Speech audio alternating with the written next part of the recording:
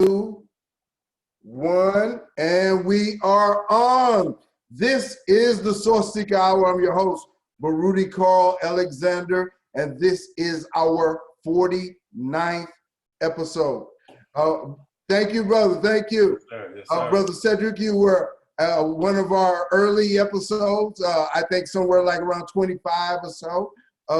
And we had a great, powerful discussion then. And I need to bring that fervor back to this discussion we're about to have. Absolutely. What change will the protest make? That's the discussion here on the Sourceseeker Hour. Very important discussion.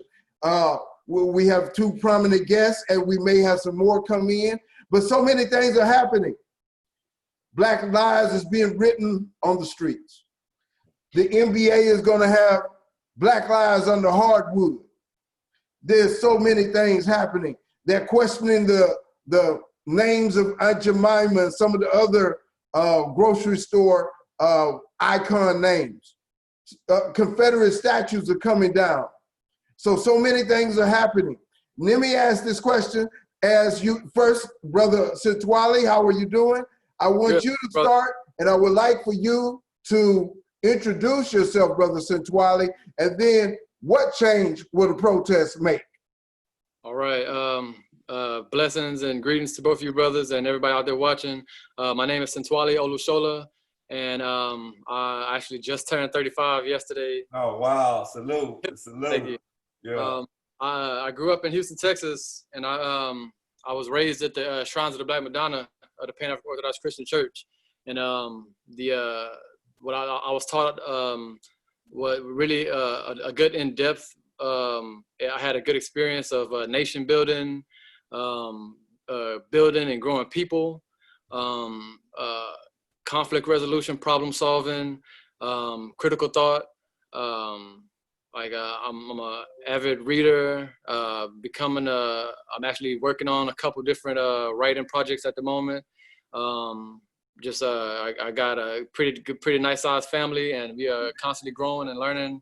And at this moment, I'm doing my part as an educator, making sure that my children not only get the instruction that they need to progress to becoming young adults, but to the point where they can fend for themselves in this world. And from a pragmatic point of view, that's pretty much how I and not only pragmatism, but objectivity. Mm-hmm. Those things that I focus on in my personal life, and I do my best to implement those in the way I raise my children and my family. And the question was, what is the protesting going to change? What change will the protest make? So what change would a protest make? I think we gotta kind of take into account that what we're seeing on television a lot of times, and in all these different social media articles, we see a lot of marching and as a form of protest. And one of the things I was taught growing up from the shrine is that there's many ways to protest. Like, not only do you have the marches, but there's boycotts. There's sit-ins, there's die-ins, so to speak.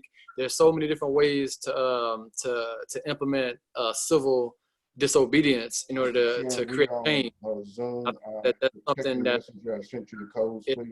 it's probably been overlooked, the various ways that we can protest. And the marching right now, it's only gonna bring about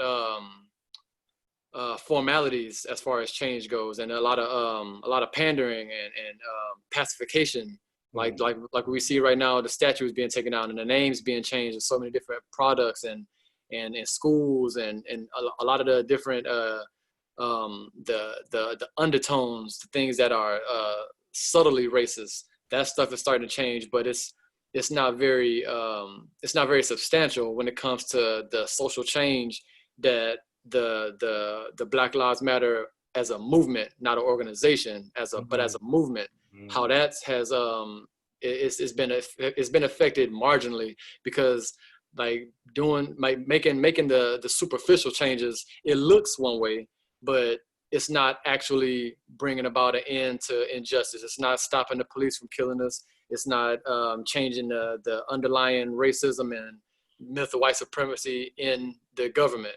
Like, none of those things are actually being changed. They're being addressed on a local level, but the people who can have something to have an actual change ability in it, they aren't working towards that. They're trying to pacify us and make sure we take whatever crumbs they give us and try to get us to be quiet. So the protesting that is being done is marginally effective. There's minor victories, and every now and then we get some moral victories, but there's no real substantive change based off of the current brand or current variance of protesting that we're seeing right now. Peace and power, brother. Brother Sedrick. Yes, sir. Yes, sir. Yes, brother. I'm sorry for that. We have a very popular show, and we have 3 other guests that are trying to get in. And so I've been trying to make sure I give them different information and you know, so forth, so they can get in. I'll discuss that later, though. I'm sorry to interrupt your time, Brother Sedrick. Brother Sedrick, please introduce yourself and share with us what change would a protest bring? All right. Well, you know, I'm a firm believer in getting straight to the point. So I'm just a community servant and doing exactly like my dear brother. And salutes to you on your day, man. Much respect, Baba. And also on your 10-year-old's birthday as well. You know what I'm saying? And you have a wonderful queen, and you all are doing exactly the things that we need to see manifest in the community. And that's love, that's respect, and that's unity, and that's practicing the principles of Kujichagulia and all of the things that we know are important and very apropos in this present time and season. One of the things that I want to say, thank you, brother, for being a source seeker. And this is really what this is all about, because these kinds of messages we're not hearing on corporate media. See, in corporate media and this society, they want things to be transactional. They want it to be very short and very brief. And they give you these short little vignettes of people burning cars and throwing rocks and doing all these things. And let me interject. They want to see it where they can say, okay, this person is this, this, and this on paper, and they can make a determination on paper. Correct. And don't even have to interact. To label and to characterize, and most of the time for our people, it's mischaracterized. So we see that the protesters, they become the problem rather than what created the problem, and that's state-sanctioned police violence and police-sanctioned killings. That's the problem. But no, the media and society uses the protests and the protesters to then begin to say they're the bad guys. And as Malcolm X said so eloquently and intelligently, he said, if you're not careful, the media will make the enemy look like the friend and the friend look like the enemy. So the criminal look like the innocent one and the innocent one looking like the criminal. And the reason why I bring that up is because since May, we've seen almost 6,000 people, even 87 in Louisville, Kentucky, including Trey the Truth and Kenny Stills. We want to salute those dear brothers and sisters who are fighting for our dear sister, Breonna Taylor, who was killed on a no-knock warrant, which was unwarranted and caused her life to be taken. And the thing about it, which is ironic and paradoxical. In her house. Say yes, absolutely. The thing that's ironical and paradoxical is the fact that 87 people were taken to jail. They were given felonies for intimidating a individual in the law. And then they were given misdemeanors for disorderly conduct and one other for, I think, a third degree as well, or second degree as well, misdemeanor. But the point is this, they went to jail, and the officer that killed Breonna and the 2 other officers that were involved, those 3 officers are free. Only one was fired, and that's Brett Hankerson. And the reason why I'm bringing that up is because we're in a country that begins to cause us as the criminals and then creates war on drugs, creates war on poverty, creates all these wars that affect us adversely. And then when we stand up for our rights and protest, which is given to us by the Constitution, we know the First Amendment, the right to what? To freedom of speech and the ability to rightfully and peacefully assemble, which what most of the protesters were doing. especially those that were promoting and promulgating Black Lives Matter. They were coming together to speak out their constitutional rights. But yet we find that the media and the society has been calling them looters, has been calling them rioters, has been calling them every vilified name that you can imagine and think of, because they don't want to focus on the systemic racism, which is rioting. The fact that Amazon, and we just saw yesterday how Warren Buffett made $40 billion off Apple. Those are the rioters. Those are the looters. No, the people that are in the streets, they are speaking the voice of those that are voiceless. They are rebellious. They are rebelling against a system that is destroying them each and every day. That's one of the reasons why you see COVID-19 besetting Black and brown communities, because we are already in a pandemic. We are already beset with pre-existing conditions. We already have comorbidities, whatever they call it, because we're affected by a community that is ravished with drugs, ravished with poverty, ravished with violence, ravished with the lack of structure and safety. And that's not by accident, that's by design. So all I'm simply saying in this simple conversation is that I'm on the we're air. seeing protests because people are tired of disrespect. We're on Zoom. And they detest the treatment that they're receiving in a society that's supposed to be for the home and for the brave, for those that are given constitutional rights to exercise so that they can exhibit and express liberty and justice for all. That's what we were taught in school. I don't care what school you went to, whether it was private or public, they taught you that we're in the land of the free, home of the brave, and justice for all. So we need to be able to achieve that. And we can't just achieve that with the symbols and tokenism of taking down statues, but it's important. Don't get me wrong, that's important. Because who would have imagined 15, 20 years ago that we see, statues in Charlottesville, statues even in other parts of the South get taken down and Aunt Jemima get replaced. We need to get Uncle Ben out of there too. So the thing that I'm simply saying to you is that these protests have raised consciousness. And as you raise consciousness, you'll be able to see people begin to tap into their power. And as they tap into their power, they'll remove the symbols and the tokens and all of the policies that disempower and take them away from their God-given rights and their constitutional rights, as I said before, which is liberty, life, and the pursuit of happiness. Peace and power, brother, peace and power. I must interject this, because when I asked the question, what change would a protest bring? Our goal is not, at least in my opinion, to destroy everything and tear everything up. However, of course, some things must be changed so that progress can be made. So that is my question. Where are those particular changes that are going to promote the progress that is necessary? Now, if we look at it, the movement right now has brought about great change. They changed the comic book, the voices behind the comic book characters on TV. Yeah, has to be Black. A whole lot of executives, Serena Williams' husband, he resigned. Of course, he had the luxury of doing that also. We don't have the luxury. My dad always told me this: Daddy, why you don't give to the homeless man on the street? He said, I'll give to the homeless man on the street, but see, that white man on the street, he can clean himself up and give a certain presentation, and he's gonna be welcomed. That Black man that same homeless Black man doesn't have that opportunity in that such way. My dad was a wise man. He passed away at 91, and I'm still fusing off of his wisdom vibes.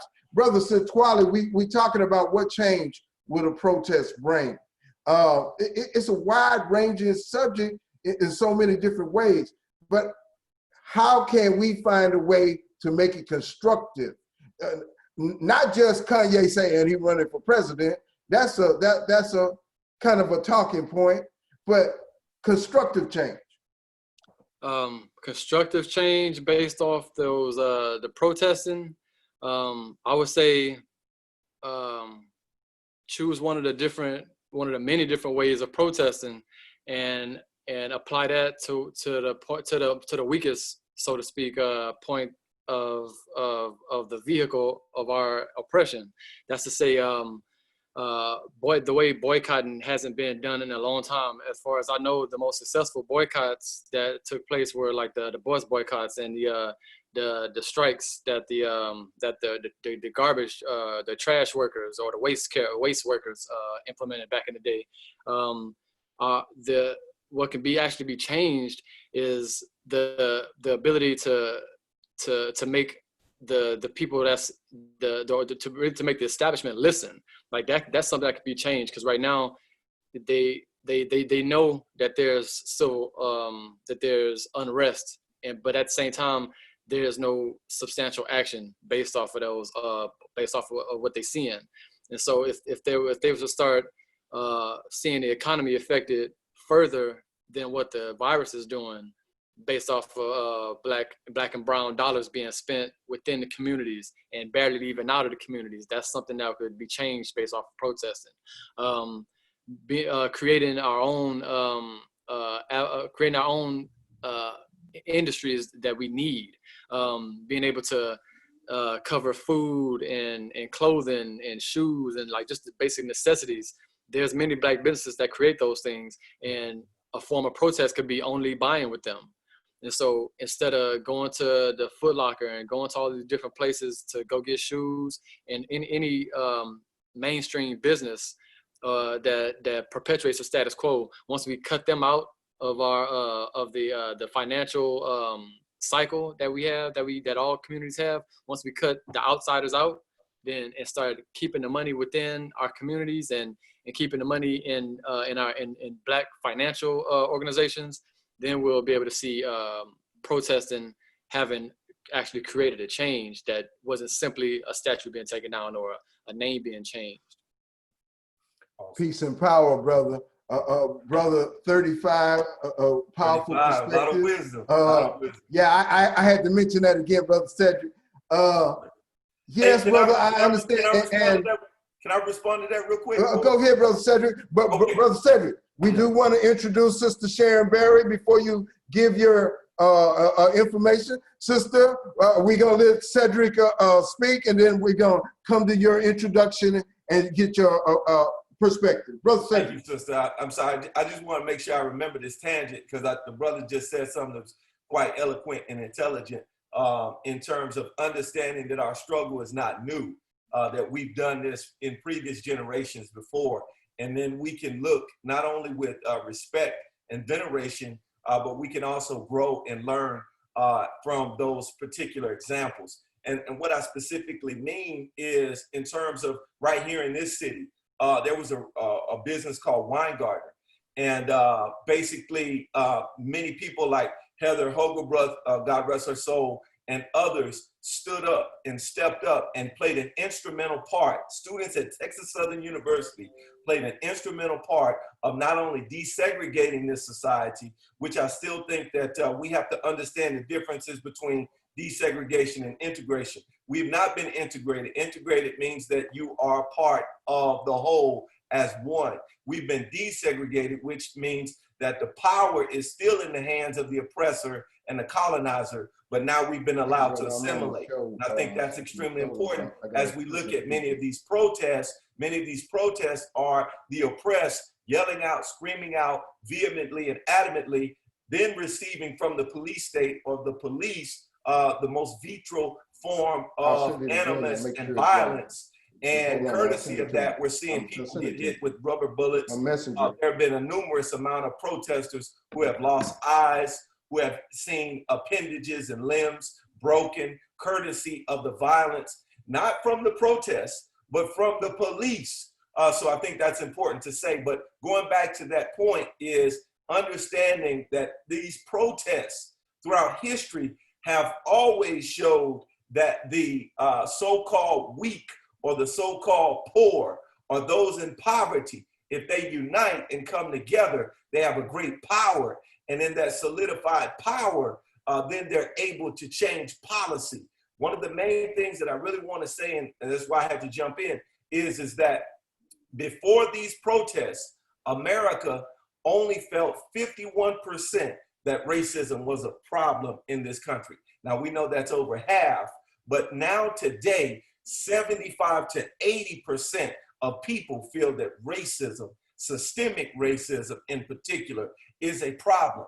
That means that there's been a raising of consciousness. We know that in cities like Houston, chokeholds have been banned. In Minnesota, they've worked to defund the police. We know that the 4 officers with George Floyd have been arrested and charges are being pursued. Now we have to stay vigilant and stay aware and put pressure on Minnesota's Attorney General, Keith Ellis. And the last little thing that I'll say is there has been much talk about defunding the police. My problem with it is in terms of we have not properly created a narrative for people to understand. Many of us don't know this, but $100 billion are spent nationwide to police forces. One of the only forces or entities in the city budget, talking about this city and numerous cities, that never gets cut, even this year it got an increase, was the police budget. As a matter of fact, the Houston police budget, if the numbers are correct, courtesy of the Houston Chronicle, is $5.1 billion. That's how much they're receiving. And I know you want to jump in, but I just want to say this and I'm done. It's important for us to understand that as those budgets, the police budgets, are increasing, then our civic service budgets, homeless, how we're dealing with schools, education, how we're dealing with just services like waste management, those are being cut. So what we're finding is the safety nets of government are being disparaged and decimated, and the police state and the force, which primarily is paramilitary, is being increased. So I guarantee, you mark my words, you will see more protests in the future, and you will see more protesters hurt, not by protesters, whether it be Antifa or Black Lives Matter, but they will be the police. I promise you, I have a lot to respond on that, and I really want to, but I'm going to stop here. Sister Sharon, thank you. Sorry for all the trouble you had getting in. And there's still other people that are seeking to get in. Please introduce yourself and take the platform to speak on what change will a protest bring. We can't hear you. We can't hear you yet. Well, I'm gonna take this opportunity. Well, we can hear you now. Go ahead. Okay, so good evening, everybody. My name is Sharon Berry, and I am the Vice Chair of Programs for the Texas Coalition of Black Democrats. And I am also the Chair of the Houston County Democratic Party. I'm a native of East Texas. I'm retired military. My husband and I live on a ranch. We have three children. And, you know, after almost 50 years of service, we decided to come back to Texas. This is my husband's home. I'm originally from Louisiana. And so being that all the kids were gone, we wondered, I wondered what was I gonna do? So I went to a local Democratic Party meeting, and subsequently I was nominated and I became chair. I would like to comment on some things Mr. Keeler said. I think I heard you mention that we are repeating some of the things that are going on in the past, and we're going to continue to repeat it because most of the things that are happening because we are reacting to something that happened, as opposed to with all the issues that you just laid out. We don't have a plan going forward. We don't have a strategy. We don't have like minds coming together saying we need to do A, B, and C. 10 years from now, this had better be in place or this will happen. It wasn't in place. We didn't react to it. We didn't go and talk to the right people. This thing with the police been happening a long, long, long time. Everybody sit back and they look, and we still elected officials that didn't represent us. And as I tell people, you have to elect the best of us to represent all of us. Now, if people don't really understand what happened with us losing Royce West as to be our state senate in the state of Texas, to me, that's huge. That is huge. That says a lot about us. Believe you, I mean, and you will see in the coming months, maybe a year, of how people will react to us, what issues that we're putting forward to be addressed. Sister Sharon, can I ask you to speak about Roy West and what, give a better overview of what you're talking about with Roy West? Well, ask yourself, Royce West should have been put in place to represent the state of Texas. The state of Texas is the #1 state in the United States with the largest African-American population, over 3.2 million. Of that, we have 2.2 voting age African Americans, and we couldn't deliver a voice for us. What does that say about us? What does that say about how we lack respect when we show up at the table? And if we don't demand an invitation, we most of the time won't get an invitation. But we had a chance to stop a lot of this police brutality, to put people in place that really, really represent us, that look like us, that think like us. And I'm coming to you from the aspect of being the coalition of Black Democrats for the state of Texas. And are you all from Harris County? I am. Yeah, I'm in Harris County. Yes. All of them. Okay, we lost Harris County. What happened? What happened? Well, let me say this. Brother Sedrick, his standpoint is one way. Your standpoint is one way. You know, I mean, that's the whole question. What change will the protest bring? So do we come at this in a way that says we got to yell, scream, let everybody know? Or do we come at this from the way we come at this in a politically strategic way, somewhat like Dr. King said, why we can't wait? So, I mean, on the one hand, you got the formulism of Malcolm X. On the other hand, you got Dr. King. So what is in the middle that is for us that is gonna help us move forward? What is the best approach is what I'm saying. Brother Centwali, 35 years old, come on, help me here.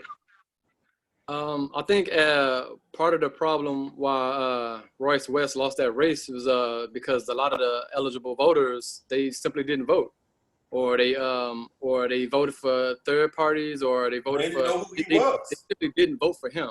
And the fact that there was somebody who very well could have did some good for the state of Texas, it just shows that people likely didn't know, or they simply didn't care.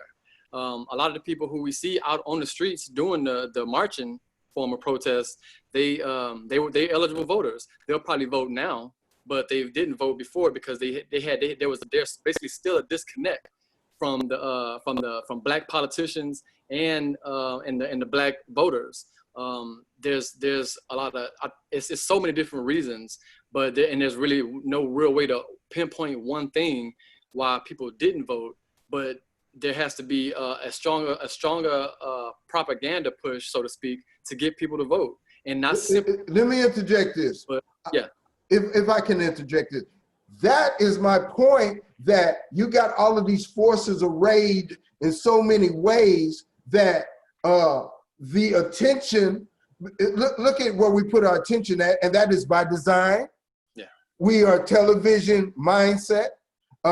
instant gratification mindset, and powers that be understand how to manipulate all of those particular systems and have always done it. So it is not an easy thing. We can talk as much as we want to, but we got to deal with what is and figure out a way to get to where we wish to be using the tools that are available. That is my major point. I'd like to come back to Sister Barry because I want to give you more to say. I'm going to give you your time, Sedrick, but let me go with Sister Barry right here. I'm cool. I want to address that. Okay, how do we engage and get to where we want? Okay, if you have an elementary child in school, are you attending PTA? Do you know who your school board representative is? Okay, if you're a youngster and you're into smoking weed, okay, who's for legitimizing it and who's not? Okay, if you're a young professional, who's pushing for you to get health care, who's not? The point I'm trying to make is every facet of your life is affected in this game. Nothing is not affected. I mean, even you sitting there with that cell phone on Facebook, Twitter, TikTok, or whatever it is, I mean, just the cost, how the cost is just exponentially is ridiculous. It's affecting you. And I had this conversation. I have a 26-year-old son, and I was getting on him about voting. And my thing is, not voting is not an option in the Berry household. You can make arrangements to be convenient for you. If not, you are coming home. I don't care where you are. Voting is not an option. Excuse me, not voting is not an option. And they're in every, and I mean, I can't think of anything, you know, housing, you know, transportation, any and everything is affected by you. Everything, your wage. When Hillary Clinton was running, one of the big things was $15 minimum wage. You don't think that affected people? And they didn't. We had a guy who disrespected women at every level. And before women showed up, men should have been there. Because at some point, you either got a girlfriend or you got a daughter. So you can't say they are them, it's us. Here you have the Texas Democratic women. You have Texas young adults. You have the Coalition of Black Democrats. You have the Texas Democratic Party. You have every avenue to get to who you need to speak to, and you are all, I mean, it's just, and when I say you, I don't mean you guys personally, it's just that you don't show. And when someone can tell me that I'll sit in a concert line for 2 or 3 hours to see somebody who could care less about me, or I can do Black Friday and get up to get a TV that was $50, it's ridiculous. You have got to be personally responsible, and at some point in time, you have to leave a legacy. And your legacy is, I was in the game, because voting is not a spectator sport. You can't say what they did. What did you do? I would like to interject, Sister Barry. The problem is there is a lot of points before they see the effectiveness, but see, that's just the way the mindset is conditioned, and enemy have done that, so they devalue the importance of voting. But I would say this: it starts in the little circle that you create. Your first circle is your family, those around you, and then you branch out to your community, your church. Those are the circles. Let's create more circles and make those circles a bigger light. A bigger circle makes a bigger light of the connection of people that you're around. And certainly, if those collection of people come together and vote, it has an impact. Brother Sedrick, I know you're chomping at the bits. Take us to that place, man. Oh, well, the place is, we have to understand you know, how politics works. I know she's a partisan, so she's going to say for the Democratic Party, but there are a lot of black people who don't give a damn about the Democratic Party, don't give a damn about the Republicans. They are living lifestyles and lives that are, I have to find a way to survive. And I don't have time to sit up and play games and placate. No, we are dealing with a very oppressive system, which requires many of those people that you're mentioning that would be affected by the $15 an hour, even though we know inflation is ridiculous.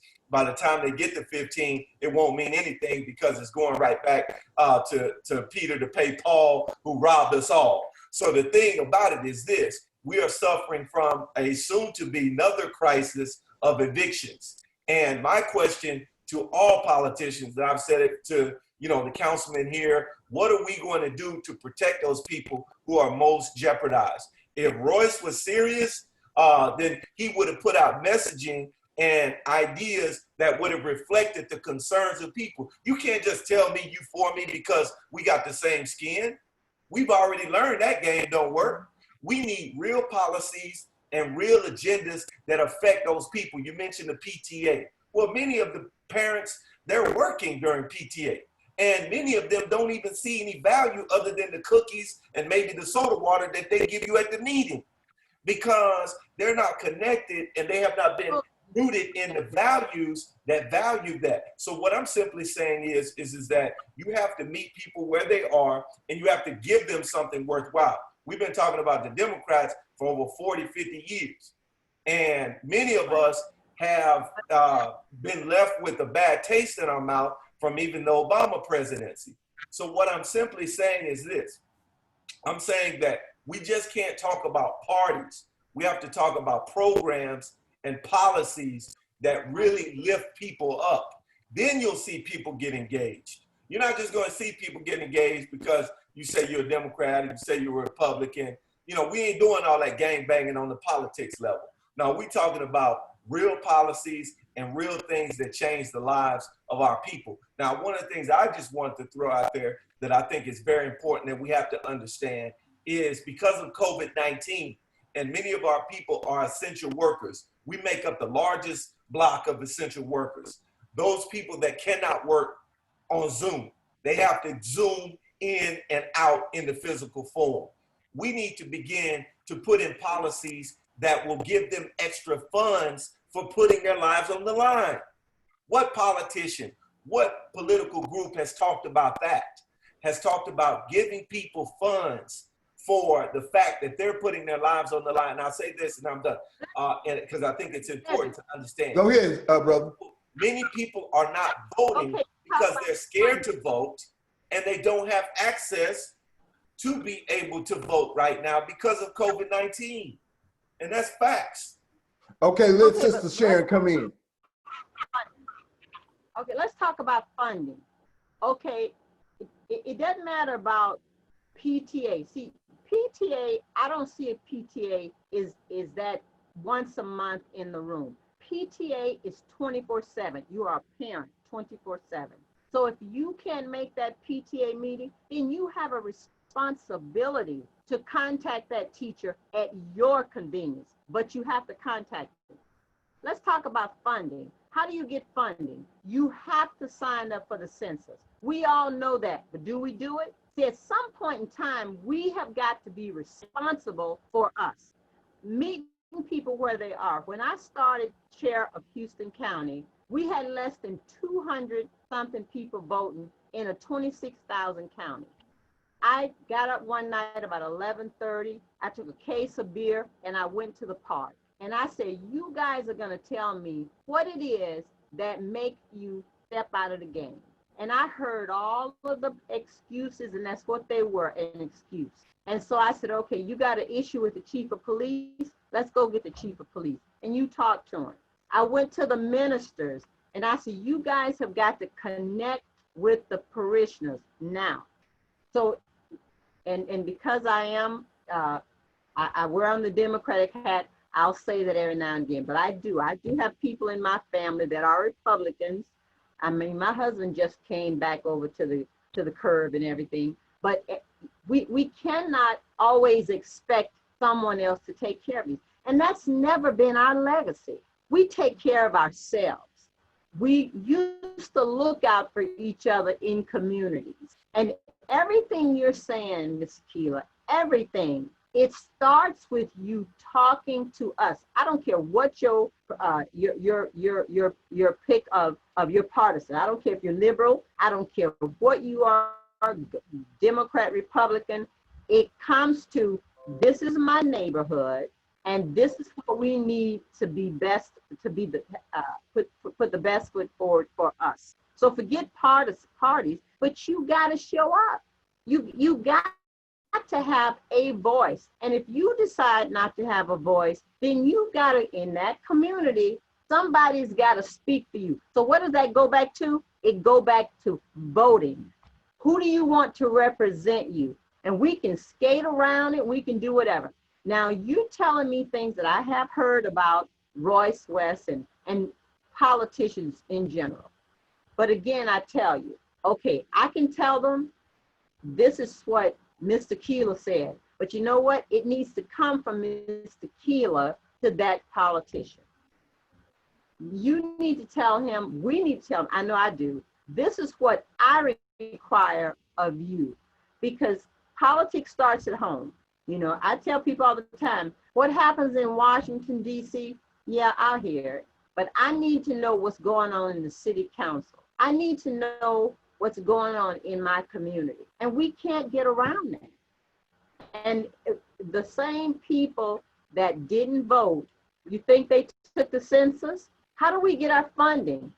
By the numbers. I agree with everything both parties are saying, but it still comes down to how do we move forward at this time? I go back to, I have to start right in my own circle with my 21-year-old son. How do I get him to understand? And then once I can feel like I'm in a good place there, then I can move on to somebody else in my circle. That's where I got to start. Yes, I can go vote. Yes, I can write letters, I can scream, but I got to take care of those things first because they are so impactful. And when people got those type of things going on, it's secondary to go voting. It's secondary because when they got those type of issues, that's what one of the reasons why I wanted to start the organization for mental health that I have started. It is so important because we got to get back to our self-love. We have so many things happening everywhere, so many things impacting upon us that it's hard to kind of decipher all these things. But when we can get back to a place of self-love, then we have a greater capacity to reach out and shed our light and shine our light. Brother Sentwali, I'm talking about how I feel about what we need to do at this time as far as change. Give me what you feel we need to do. All right. So speaking about from a personal perspective about what we need to do, I would say I'll piggyback on making sure that our inner circles are strong first, and that has a lot to do not only with how we see ourselves in one another, but taking accountability for our communities. I'm more than aware that a lot of people feel like the problem of the myth of white supremacy in government, local and federal, all the way up and down, how that is something that needs to be dealt with, and people feel like once that's dealt with, then the problems that's in the inner cities communities will be magically alleviated. But it's not that easy. That's to say that we not only do we have to do all of our civic duties, but we also have to take accountability for ourselves and one another. We used to take care of one another, and we don't. And so now it's like the saying Sankofa, you have to go back and get it. Like why would we step away from what works? We stepped away from what works by design because we stopped taking care of one another. During in that transitional phase between segregation and desegregation. The black family, like the structure of the black family, it started being dismantled. The males were being incarcerated disproportionately. The females were given, I guess, more of a semblance of freedom to be able to make money, and that the dynamic change in the households made it to where children weren't being raised by the fathers. They were being raised by the mothers. And as strong as my mother is, she had trouble raising me as a black man in America. And so I was fortunate enough to have father figures. But when those father figures aren't there, we see the result. We see the apathy and the avarice. So many different aspects of individualism that are normally not present in complete households. When one of the things that we can do is basically not only reach out to one another because that's necessary, but living and setting an example.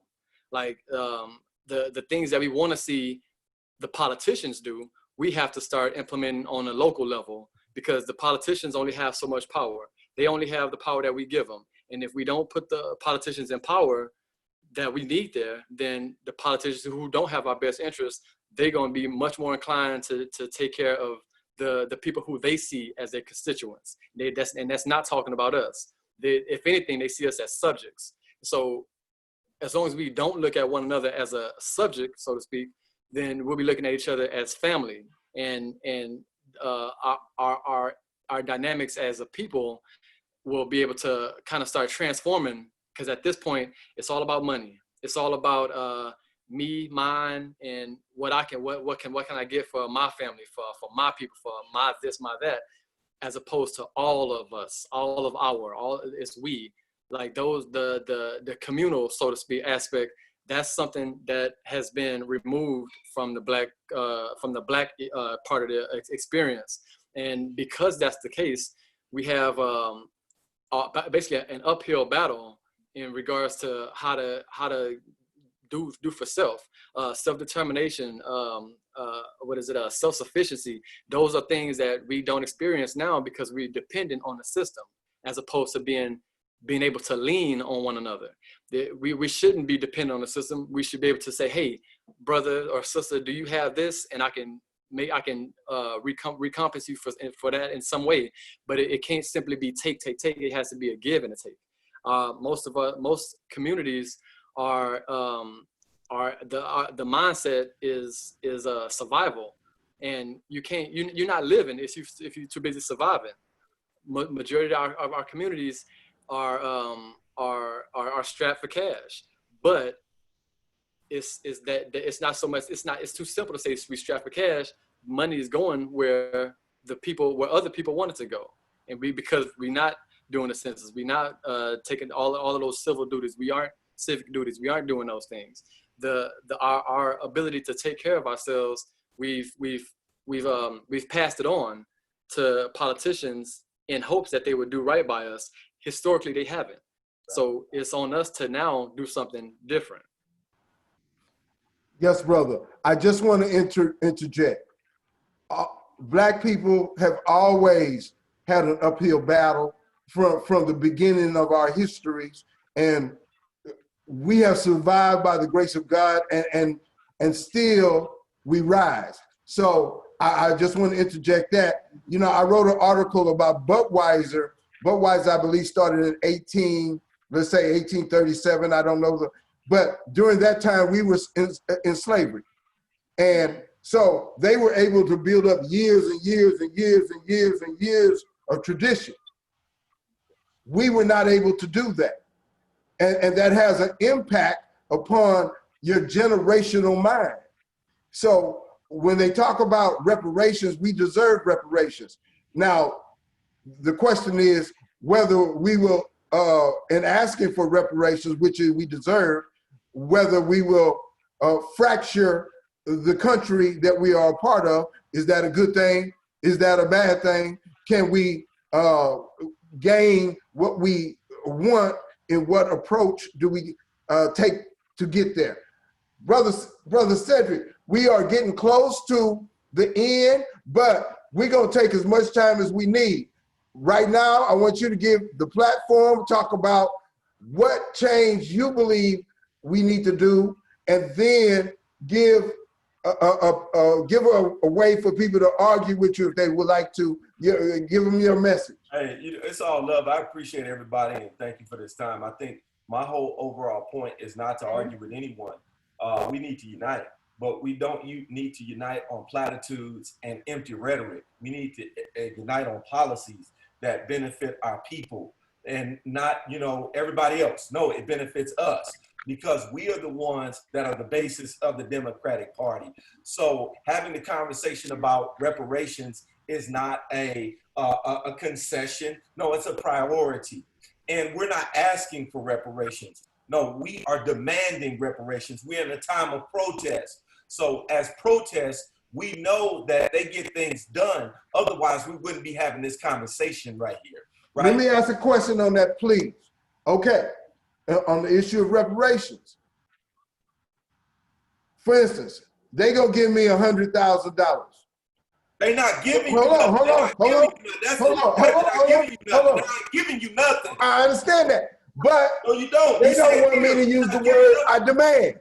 Right. They don't want me to use that word, or they're not gonna give me my $100,000. So, what is my approach?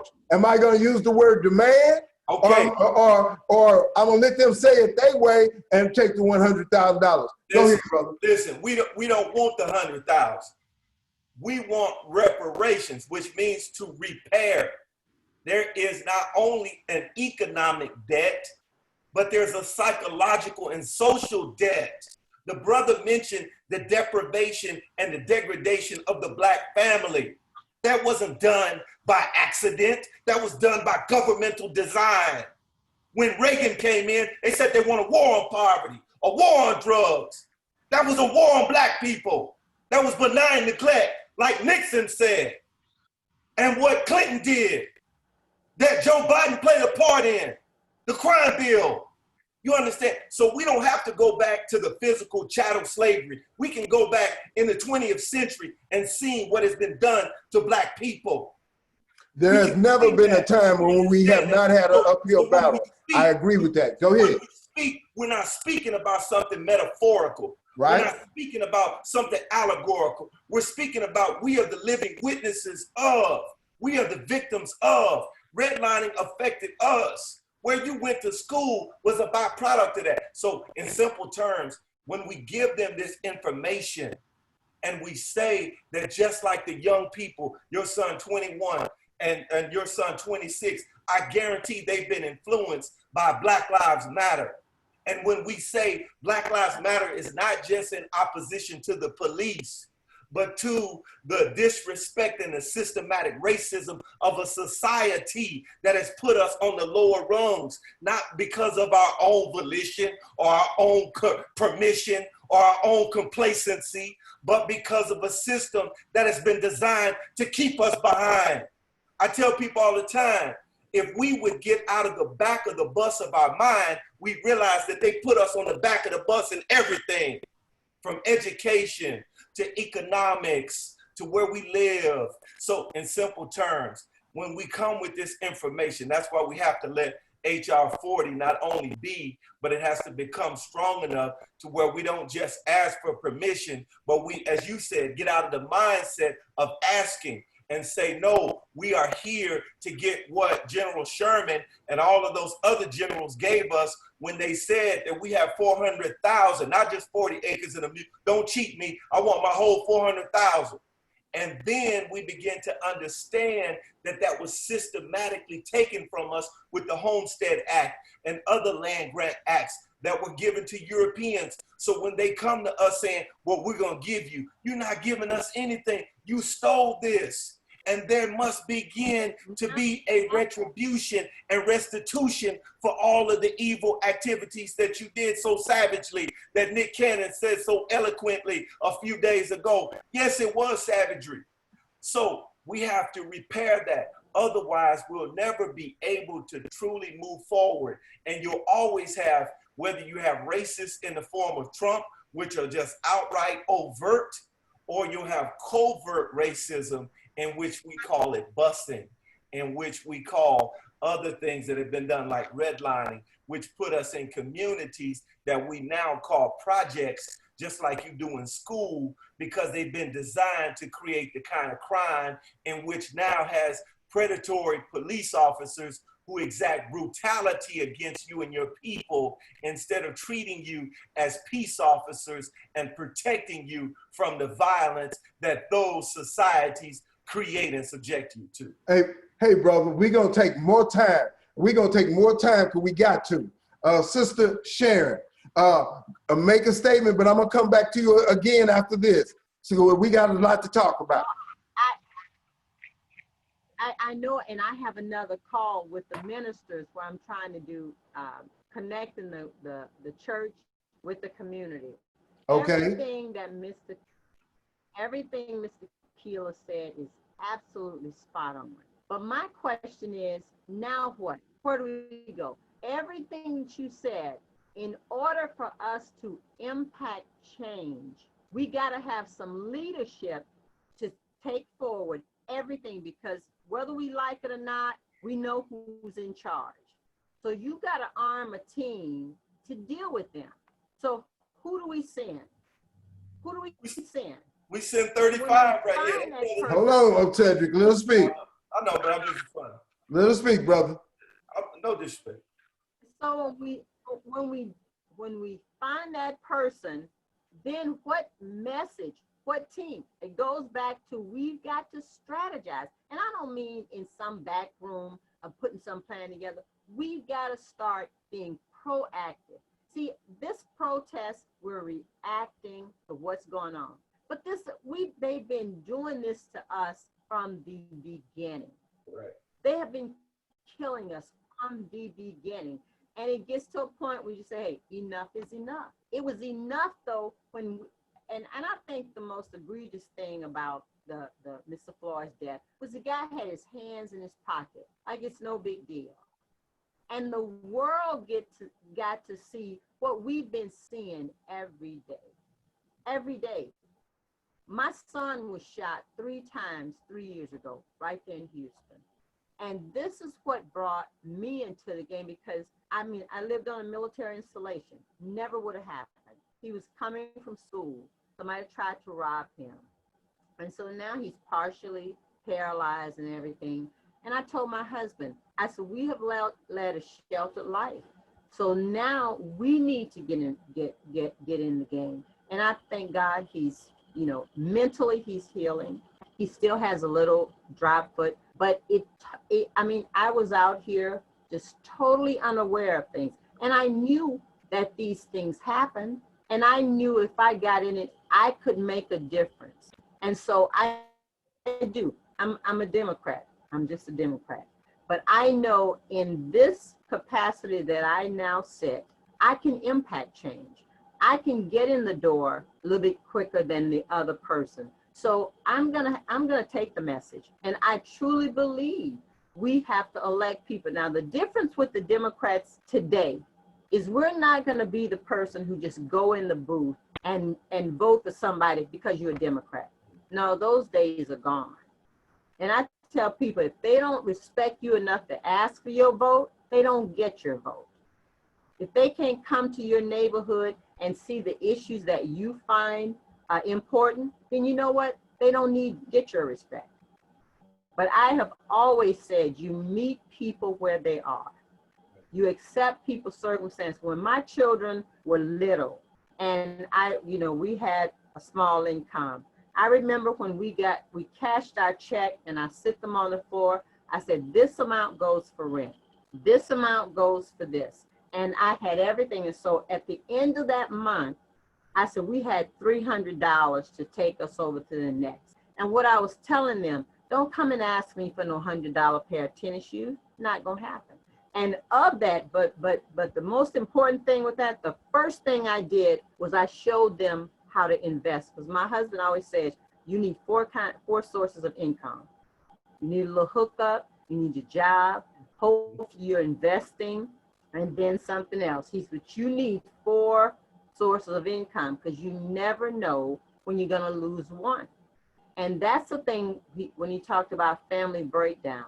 We've got to talk to our kids. I always tell these young ladies, if you have a $300 purse on your arm and you don't have $300 in it and $300 at the bank, something's wrong.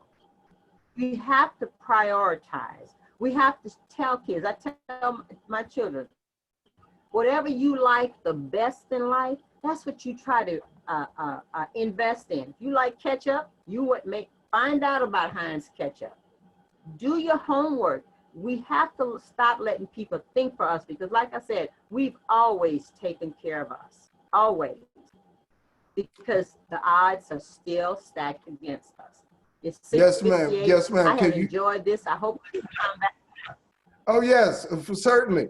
We need to have this almost monthly. But Sharon, can you share if somebody wants to contact you, how they can contact you?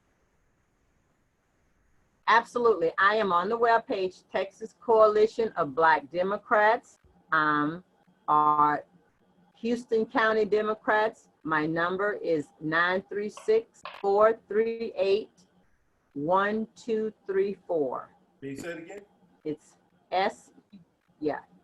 936-438-1234. If you see my name in the bottom of the box, TCBD.VC that's Texas Coalition of Black Democrats vicechairberry@gmail.com. I have thoroughly enjoyed this. Mr. Keeler, don't lose the passion. How do you say it? Sintwali Olushola. It's Sintwali Olushola. Show.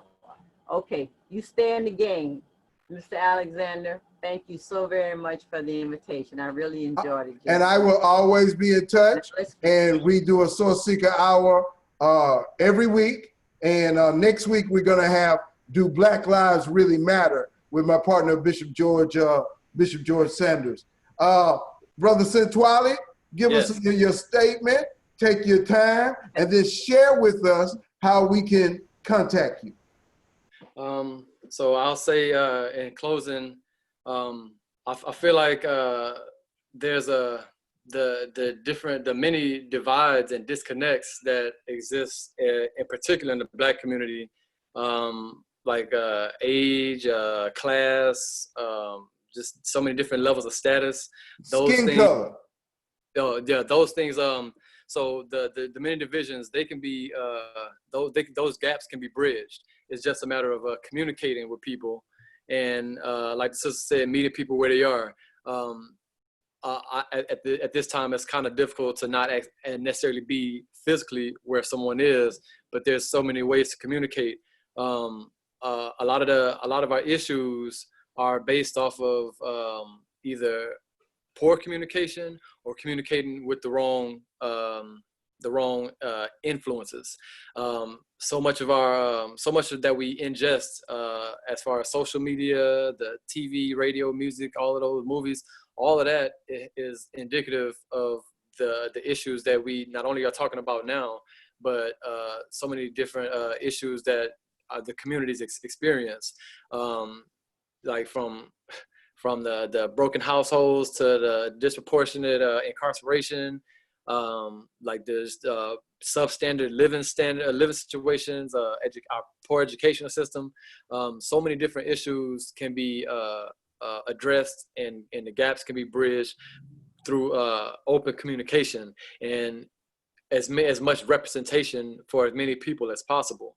And really it comes down, like if we're going to depend on the political process, then we have to hold them accountable and we have to participate fully in it. Absolutely. Peace and power, brother. How can people get in touch with you? Let me see. I'm on Twitter. Let me see. I'm on Facebook. SEN Olu, Sen Olu on Facebook. I'm pretty sure you can connect me with other ways through there.